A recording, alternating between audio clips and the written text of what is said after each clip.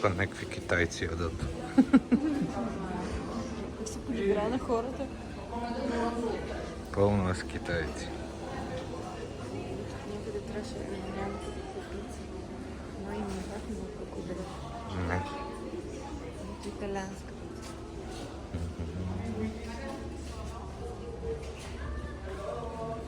Мен са мен се смеял, като си засмееш и той се смеял.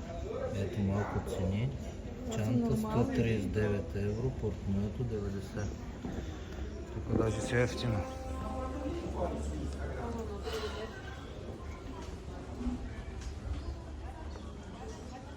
Снимай малко нощния пазар за Венеция.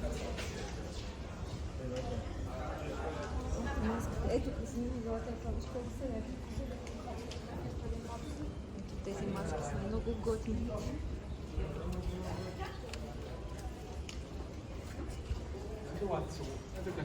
Willi, wolltest du nicht noch eine zweite Maske? Die ich in der Mitte?